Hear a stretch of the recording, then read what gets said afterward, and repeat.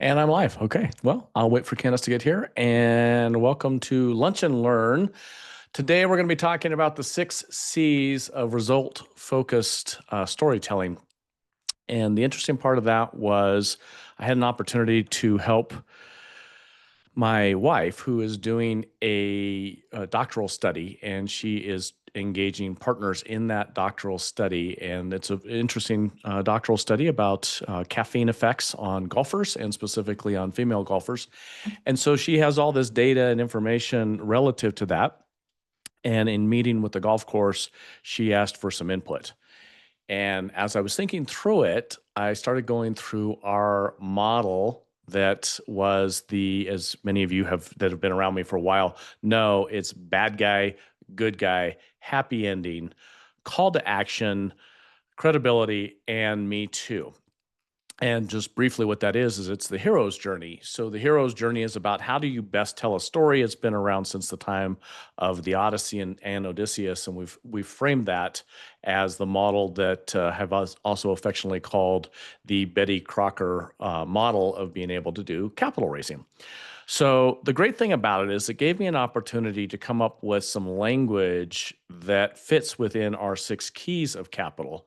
And for those of you that have been following us, the 6 keys of capital, which both work for the founder side and the founder investor side. So we have found that many times what's driving the economy, where the VCs get the credit, but it's really the former founders that have had an exit and take that income and put that income into a new founder.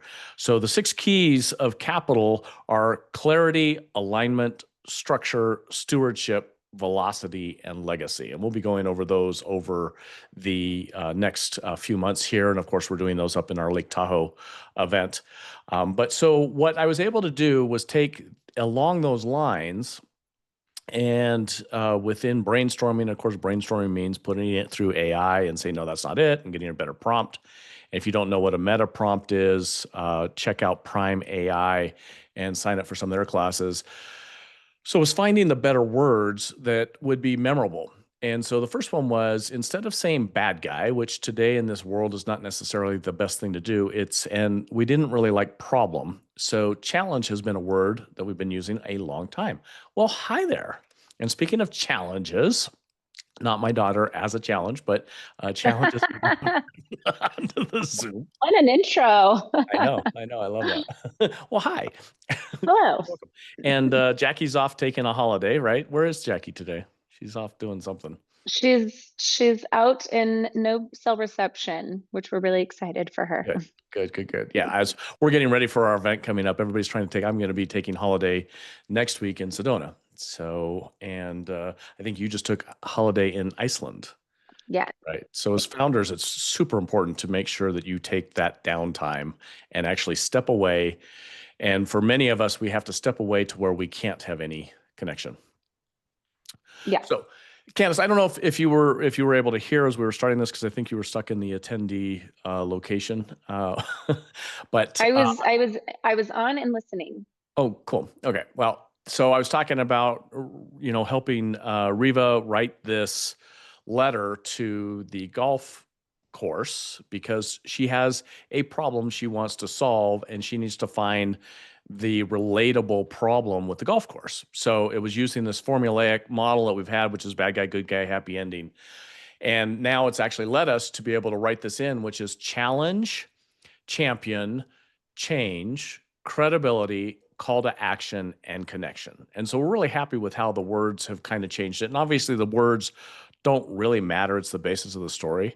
So why I'm saying this about what Riva needed to locate was she wants to get access to this golf course and to the players on that golf course, and to be able to have them be a champion truly for this program that they're going to be doing. And so when I started writing it, I said, okay, so what problem are they all trying to solve? And the head golf pro's female and just a wonderful person. And so what we started with was this kind of opening. Women remain one of the least studied groups in sports performance. Although participation in golf continues to rise, research on how women train, fuel, and compete has lagged. Most existing studies on caffeine and golf performance have involved male participants, with women either underrepresented or not studied separately, leaving a significant gap in understanding and opportunity. That was the bad guy or the problem statement, or now what we're calling the challenge statement. And so, what we're talking about today is how do we frame and when else does this work in the scenarios? So, we use the Avengers. I think, Candace, a lot of times we'll talk about that. Mhm. You know, almost all of Avengers, maybe not Captain America, but most of the Avengers are mess ups until there's a problem to solve, right? And so what problems and how do you articulate that on the other side? So, Just like most successful people we know, they're just kind of causing problems until there's a bigger problem for them to channel their energy into. well, we've said that a lot of times. You don't get credit for putting out the fire if you're the one who starts the fire. Yeah, I'm teasing. I'm teasing. No, I think that's a really great point. But I think in this kind of we start with challenge, and we start with that being a really key point in when we're talking to founders. I think a lot of times people lead with their solution, when they're telling us what they're doing. Um, Well, not and only so do they lead with a solution, they go on and on and on mhm, about the solution, thinking that if you just understand the solution, you will automatically want to be involved. Whether it's again as a joining the team, it's investing in the company, it's becoming a customer, and it's over and over and over again about the solution. mhm. Yeah, and we actually had a unique one the other day. We had one last week. The person did one of the better jobs of leading with a challenge that was got a Uh, very relatable challenge, and I think kind of got a visceral reaction out of Was it us, which was cancer? I think it was. I'm not mhm, sure. Yeah. Okay. yeah. Yep. Yes, I But don't know if you want to articulated share it a bit more. really articulated it well, I think. Told it in story format, which I think is always a better way to go. So for our founders on the call today, I think anytime you can start a conversation, we listen to a lot of pitches. That's that we a lot of pitches. Um, Anytime somebody starts off with a bit of a storytelling element to it that is relatable or gets some reaction, and this one got a pretty good reaction out of all of us, which is unique. um and they're solving a very specific challenge, um but they were able to articulate their kind of why, and it got down to like what was the catalyst for them to even kind of start this process of developing their product. And that's a really rare thing. So I'd hope that if anybody on this call today can take one thing away is starting with challenge. And it's not just telling them what the challenge is, it's getting people to recognize, understand, and say, oh yeah, I see that too. I Well, can relate to that. and part of this is that we all have one primary limited resource. Most of the time, founders think that primary resource is money, but it's actually time, right? So the reason we start with the challenge is because if you articulate it correctly, you're either going to attract or repel the people. So meaning, and by repel doesn't mean they're turned off and go like, oh no, no, I don't want to know. It's either that they've recognized that that's a problem that they want to solve or be a part of solving. So let's just go down from the employment standpoint. If you're solving a problem and you want to find committed team members, the best way to find the committed team members is to get them involved in the problem that you're going to solve and that they're going to be participating in solving that.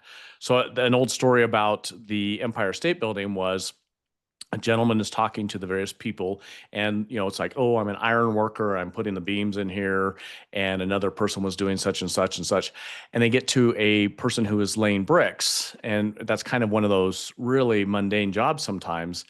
And they ask, what are you doing? He goes, I'm building the tallest building in the world. right? And so he was Mm. engaged in it. And maybe that's a false story and it didn't really happen, but does go to that when you have team members that are committed. Well, it's the same thing when you have customers that are committed because they understand that the problem that you're solving, and what problem does Starbucks solve? Solve several of them for people. I mean, sometimes it's just I need my caffeine fix, right? But you can get your caffeine other ways. Well, they really started about being a third space. That They was their started, do you thing remember back was, to that experience? yeah, it was the experience. They took a commodity and they took this space and then they made it into an experience, right? Mhm, So that then that became the third space, which I think became really the value about that. mhm. So articulating that problem and then being able to bring the champion, the hero of the story in there. So one of the questions that we had from our audience was, "What's the most important?" They're all important in the sequencing, but the very first one is absolutely a sequence. So it's like doing a Rubik's cube, which we use as an example quite often. If you don't start off those first turns the right way, it's going to take you a lot longer to get there. So if you Mhm. start off with the solution of what you do, which is even how as humans we oftentimes go with the group, right? I mean, Candace, what do you do for a living? And instead of I don't saying even that know. now that's probably true too at any given time in our life. But instead of starting off and saying, gosh, we are the founder's advocate, well, Mhm. that's a solution, right? So I even find myself in this position, right? So it's like, have you ever come across a founder who is the sole person in their brain at 2 a.m., even though they're surrounded by everybody from attorneys to accountants to their spouse to the C-level team, whatever that is, they're surrounded with people, yet they're still isolated in making their decisions and carrying all the weight on their shoulders. As a founder's advocate, we're the ones that come and engage with them and help them see around the corners, right? So the problem is one side, the solution is what we do. And then we go into with helping over 500 founders and over $3 billion in capital. That's credibility, right? We have the experience and the foresight with a number of MBAs and lawyers and entrepreneurs that are part of our team that help build that into there. By the way, we're having an event at the end of October if you'd like to come and engage with us. It's both for founders and founder engaged investors. Is that something that might be of interest to you? Mhm. So, whoop, Oh, Angela's sharing her screen sharing. I screen. don't know what she's sharing, but there There you she, go. well, she, I love it. that's funny. Um, yeah, I mean, and you bring up a great point because the challenge being, oh, Oh, Angela, you're oh, still Angela, there sharing. you go. Um, the the challenge being, uh, I think we can pin it even more, and maybe some of our people today can relate. Um, the isolation, founders isolation paradox is one of the challenges that I think we lead with, in our own storytelling of what it is that we do. So those who maybe don't know us, um, that's the challenge that we solve, is the founder's isolation paradox. And that has taken us time to, figure out how to put a name to it, how to put that feeling to it.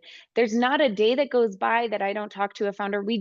We just ended a call 20 minutes ago with a founder, and we jump on the line, and because we know this founder really well, he started off with where he's at in his founder's isolation.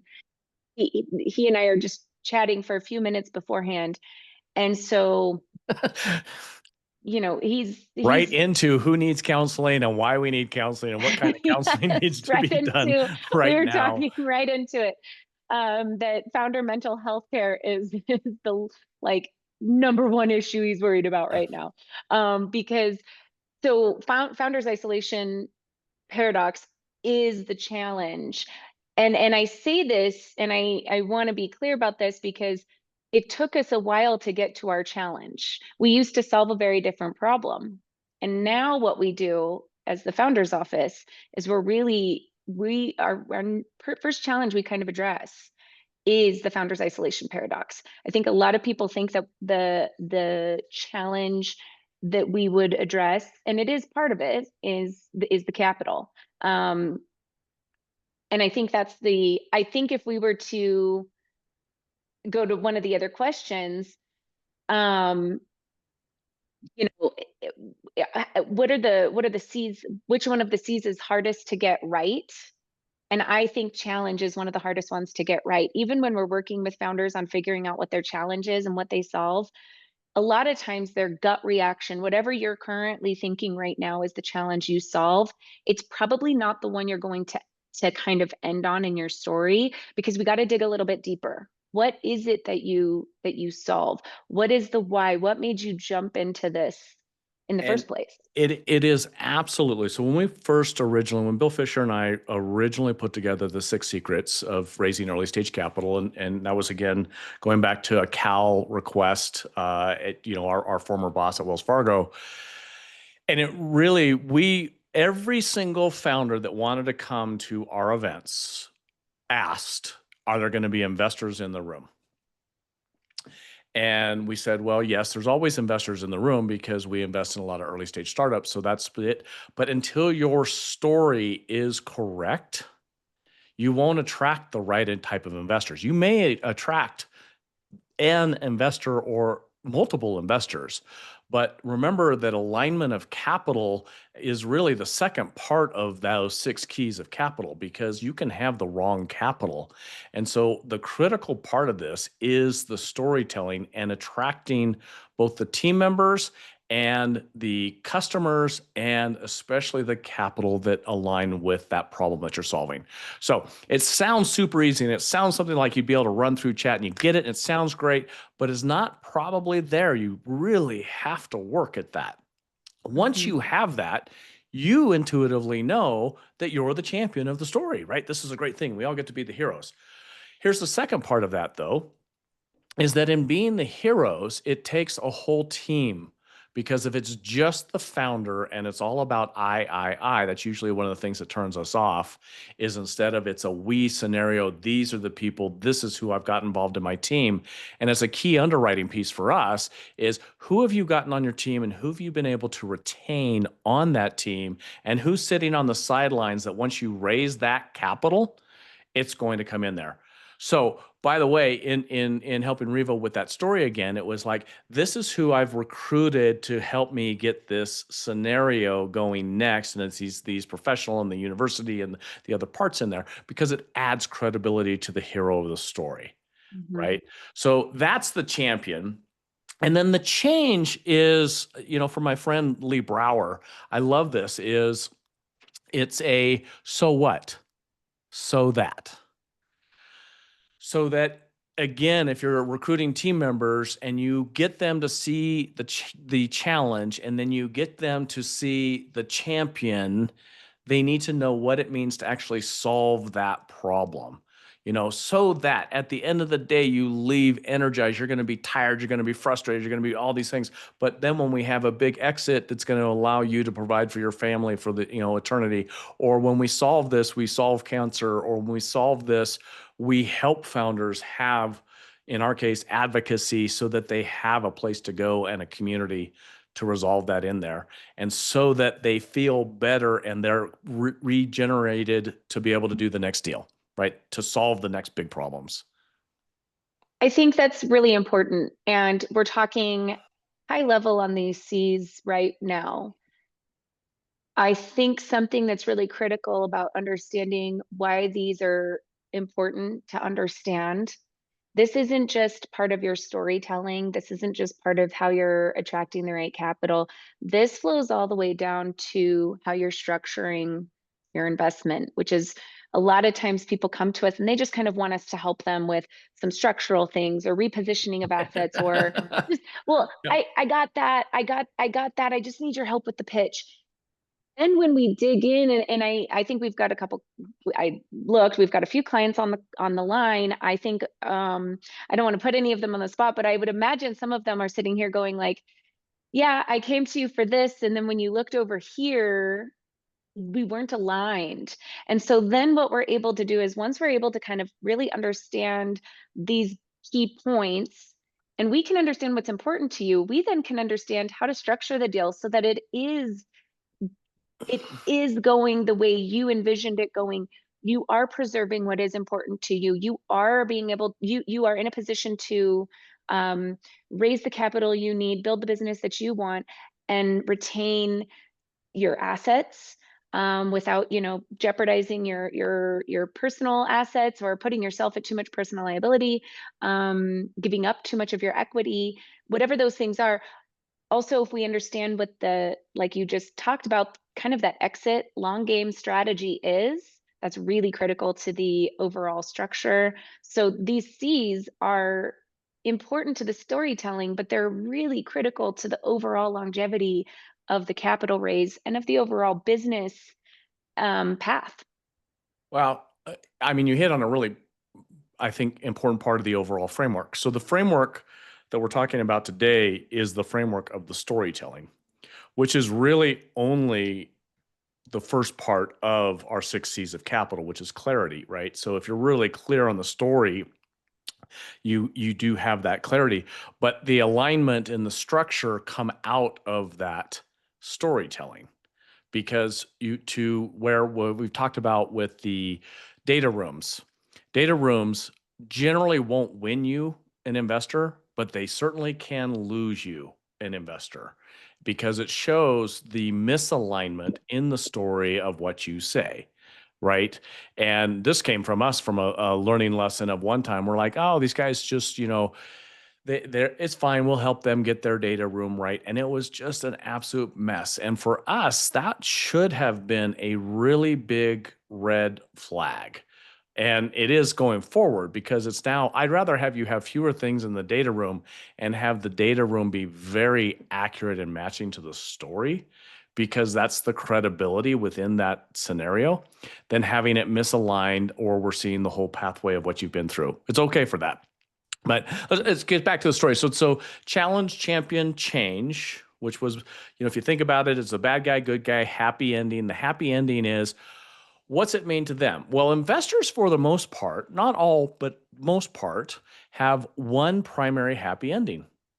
They want an exit. They want to be able to draw their cash out. They want to know that they were a part of it. Whatever that is, that's how the story gets articulated to them that attracts them into there, right?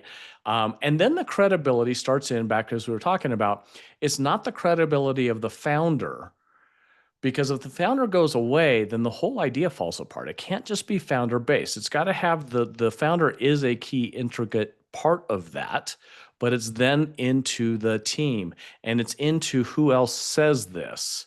So meaning, can you get a Wall Street Journal article? Can you get a Harvard, white paper? Is there something that's already shown that this is working over in Europe or in Texas and you're doing this in California or whatever it is type scenario? It's the proof within that credibility. And then the one that I find a lot of people aren't very good at is the ask, the call to action. What's the next step? And the next step isn't always write a check. Now, Candace, I know you have raised hundreds of millions of dollars, right? And there are times that you will have had conversations with people and they write a check before they ever even get any details. Like you come walking in, and you're like, I don't know what to do. It's $1 million Yeah, check.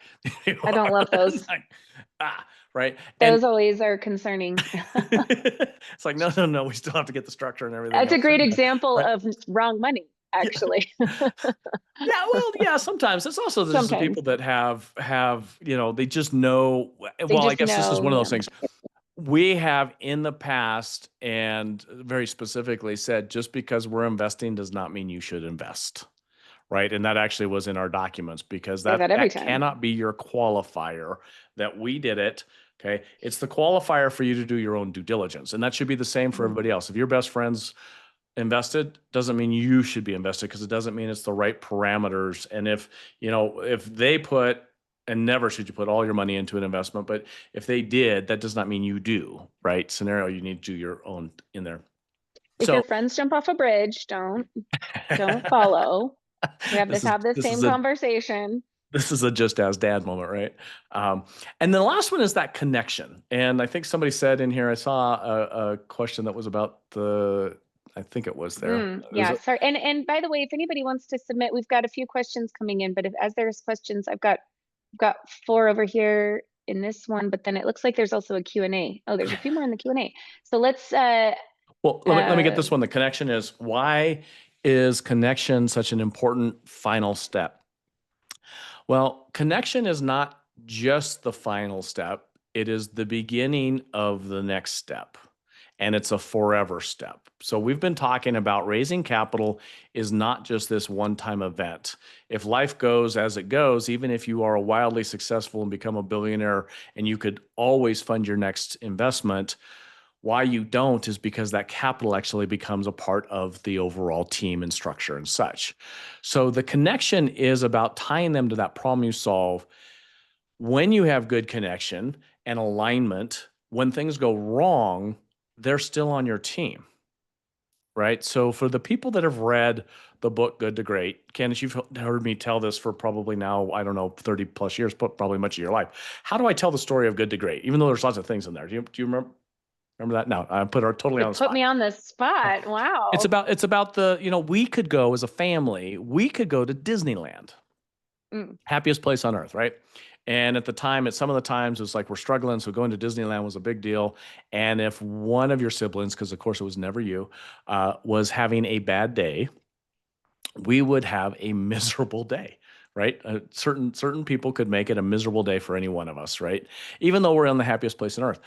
On the opposite side, we could be doing just absolutely almost nothing, chores out in the yard, working on the fort, doing something along the line. But if everybody's having fun, and even though we're having challenges, but people are getting along and there's the connection within there, it's a great time. And those become a lot of your memories that you share back with me and things. yeah.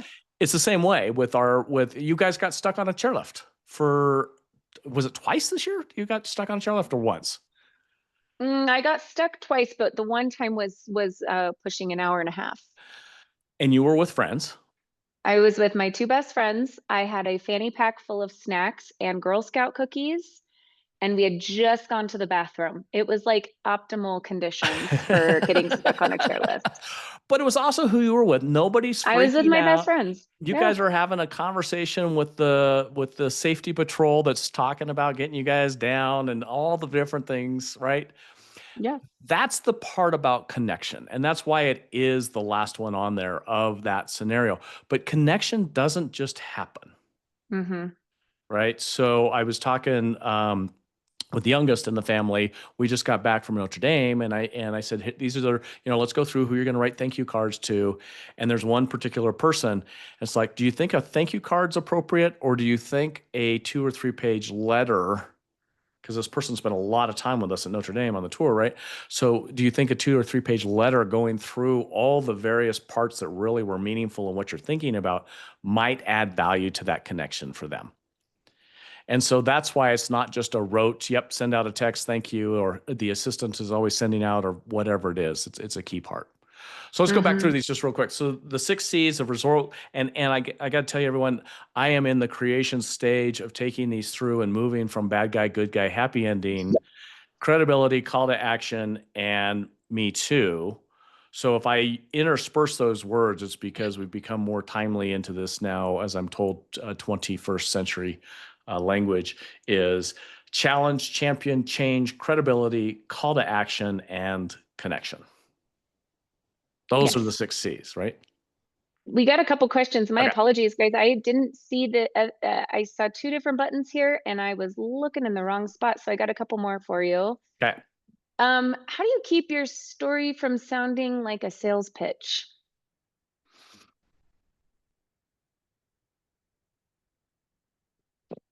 Well, I guess the first place to start is, what is sales, and what is persuasion, and what is trying to talk somebody into something that isn't right for them.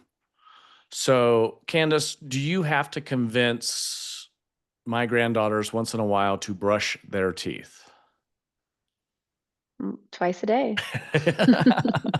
So A good parent, a good They then try to minister, a convince me that whatever. they did. Yeah. So it's Okay. a battle of salespeople. So it is at any given time you're trying to persuade someone to do something that's in their best interest. Well, then that's what it is, right? So as long as we don't think that sales is a bad thing, which a lot of people do, so let's just say let's get that off the table. Having it be a good sales pitch is almost good marketing, which is again, you're going to be trying to attract the right people and understand that you'll repel, not in a negative way, just they're not interested, so you don't keep going. Don't think you can talk them into it. That's not it. It's why I say get the problem down that fast. Mhm. And then if you listen to them and you find a problem that you can solve, then figure out how to solve that problem for them. And it engages them in there and back to the connection. So I don't know if that answers it, but it really is, it's also a listening more than a talking. Yeah. I think that one, this goes back to right capital.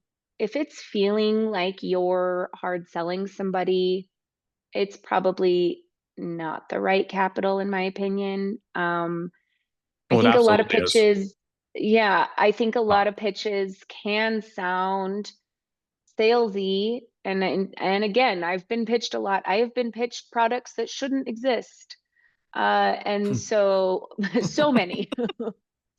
Some I probably could never even articulate very well, because they're awful. But if you can start with the challenge, and I keep going, we've had some great calls in the last couple of weeks, and of course we move so quick. So I've had so many great pitches, but of course I'm going to remember just the last couple good ones that have been pitched in the last couple of weeks. There have been a few that were so distinct because they I could understand what they were doing right away. Not their solution. I understand what their drive was to go figure this out. That's what I related to most. And so it didn't feel salesy because I was already like, oh yeah, I wow, that's brilliant. I'm thrilled somebody out there exists who has the solution to this. And we're talking things from cancer to somebody has a product that is helping with DIY, like Auto. auto. Yeah. And both of those extremes, I was able to go, that's brilliant. I am thrilled that somebody is addressing this. This is great. Like how cool of a solution. And those because I understood what the challenge was first. So it didn't feel salesy. That's good. So we got one of the questions here too, is an actual slide in the deck that tells the story of a challenge you're solving. Um, it's great. That possibly goes into the credibility side. Let me tell you about. So first, tell me about the problem. We have a mountain, and I say that because I serve as the president of a nonprofit where we teach youth and adults and physical disabilities how to ski and snowboard and slide around on the snow. Not really all that important in life, but super important to me. For those of you that know, we also do it during the summer with cycling. And the energy that we see, the problem that we solve for some of these is with our adaptive group, is when the family has had a change to where someone is an adaptive person now, the whole family's come off the snow. And so part of the problem we Mm. solve there is getting the whole family back on the snow, which that doesn't even sound the problem. It's the problem of being able to get them back to doing something that they love that was removed from them. And that we're able to do that. And here's the solution. This is how we do it. And this is what it means. And this is the file. And you get to see this one young man's face, Jimmy, right, as we're doing it. And it just always makes me tear up. But that's the scenario. So I think in answer to that question, of course, it's great to show the happy ending of what it means when you solve that problem. It's great. And the more emotional you can get, that we have people that are like, I'm in when they see that. And we have other people that say that's interesting, but they don't do anything. Yeah, it's not, Yeah. they're not the right fit, but you did a great job, I think, in that 30-second sprint of showing what that challenge process is. And it's more than 30 seconds. I'm gonna say that right here because if you were to just kind of take the adaptive program, you would be like, well, it's making skiing accessible. Um, and sure, but we've scratched the surface of challenge. That's where getting the deeper piece and getting that emotional aspect to it, and recognizing the challenge spreads a little bit further, looking at the rippling effect, looking at how you solve some of those pieces. That's the real deep work of the challenge. So into the question, I think it's always great to have room in your deck, and there should be room in your deck to address the challenge. It's hard to get that visceral reaction, that emotional connection through just a deck. And that's why connection and really engaging with your investors is going to be the key piece. So and let's go to that. So if you don't know it, for those people that are joining us here on both the founder investor side and the founder side, on our website there is a button you can push and upload your deck. And it will give you feedback within 24 hours. One of our team members will reach out to you, and so you can load that deck and get a green, yellow, red in the various areas that we count as value within those scenarios. So founders-office.com, and you can load the deck. Why does it work for founder investors that are looking at investing in founders? Because we're not going to give you investor advice. So I just want to be real clear, not the financial advisors. That's not it. We're not going to tell you whether we'd invest or not invest, but we will tell you the areas that are keys that you may want to look for that aren't there in that piece. And it's not unusual that founders don't have all of it. The other part of that is it's really easy to keep throwing things into your deck thinking it'll become more interesting, and in many cases it takes away from it. Yeah. Most investors that I've come across in my life, and I am one, we are beyond ADHD. So we are listening. So you've got to be able to capture the attention that fast, and you've got Does to be that able to retain that. does that pitch that we sat through that one day, we were like trapped in the room and it was just a bunch of screenshots of Excel sheets still haunt you? Because it still haunts me. And I say that because please, But wait, please no, don't do you're not that. understanding it. Let me get through this a little bit more. And it reminds me of Jim Rohn when he had We this were held sales. hostage. Yeah, he had the sales. He's like, okay, so we're going to teach sales. So could you imagine if you went in to buy a car and I don't even know that they use ball bearings in the front of the cars anymore, but the salesperson is like, yeah, okay, well, let me take you to the back room, and they take out the manual that's that thick and say, we're going to start with the right front wheel, and we're going to tell you about how the ball bearings help turn this, and the brake systems work. And you'd be like, I don't need to know that.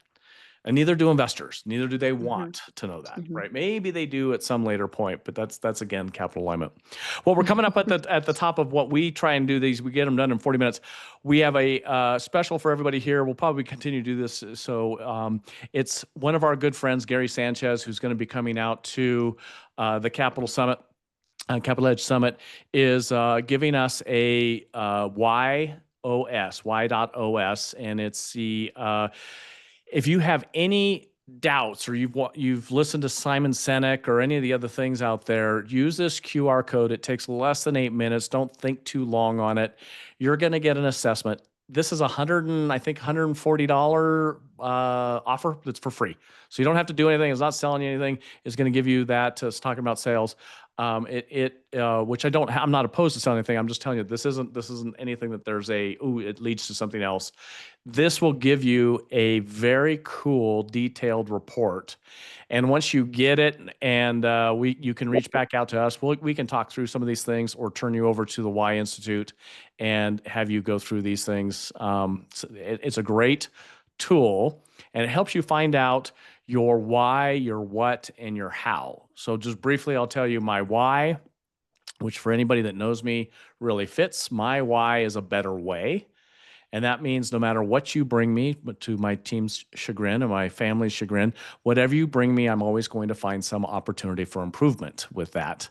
And my what is that I challenge, which again goes back into my personality of I challenge the standards and the norms to try and find a better way. And eventually I get to the ease of solution, right? So that's going to be, I simplify. because it's like, I want to get this simplified and then I want to get it off my plate. So those are the little things, right? Candace is shaking her head. She's like, yep, that's my dad. Super So, fun. I know. I'm just kidding. And every one of these has a great thing, but it is not always the best thing on all sides. So hopefully you'll find that of value. So try that. If you missed out the QR code, reach out to us. We'll do it. Founders Dash Office again later this month. We're up in Lake Tahoe. It's going to be a lot of fun. That Wednesday, we probably won't actually have a lunch and learn unless we're doing it live. I don't know what our thoughts are for that day because Oh, we're good on call. Wednesday, yeah. So Hmm. we'll work through that, but maybe we will do a live lunch and learn. So, all right. That would be Well, thanks fun. for all the questions. Thank you all, and thank you to our team, and thanks Candace for coming on after you got out of the waiting room. I know I got locked out. Thanks for letting me in. Thanks for opening You the got- door. all right. Take care. Thank you.